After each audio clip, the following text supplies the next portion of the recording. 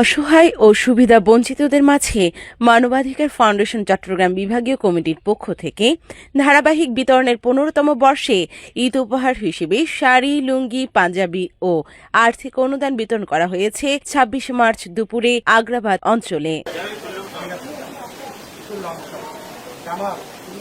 চট্টগ্রাম বিভাগীয় কমিটির সাধারণ সম্পাদক লায়ন মতিউর রহমান সৌরভ এর সার্বিক তত্ত্বাবধানে এই মানবিক কর্মসূচির সার্বিক ব্যবস্থাপনায় ছিলেন কমিটির কার্যকরী সভাপতি আলহাজ লায়ন মোহাম্মদ আলমগীর, সিনিয়র সহসভাপতি ও বিতরণ পরিষদের চেয়ারম্যান আলহাজ মোহাম্মদ আবুল কাশেম, সিনিয়র সহসভাপতি এস.এম. শাহাবুদ্দিন, সহসভাপতি লায়ন শামসুজ্জামান সুমন, বিতরণের পরিষদের সদস্য সচিব লায়ন হাজী হাবিবুল্লাহ চৌধুরী স্বপন, সিনিয়র যুগ্ম সাধারণ সম্পাদক অধ্যক্ষ জয়নাল আবিদিন, যুগ্ম সাধারণ সম্পাদক লায়ন মোখলেছার রহমান, নূর নবী রাজু, সাংগঠনিক সম্পাদক ডাক্তার মীর হোসেন মাসুম, অর্থ সম্পাদক মোহাম্মদ আব্দুল কাদের, আকবরশাহ থানা কমিটির সভাপতি মোহাম্মদ জানে আলম এবং মোহাম্মদ আলী, মোহাম্মদ সাখাওয়াত হোসেন, মোহাম্মদ জাকির হোসেন টিটু ও মোহাম্মদ ইব্রাহিম।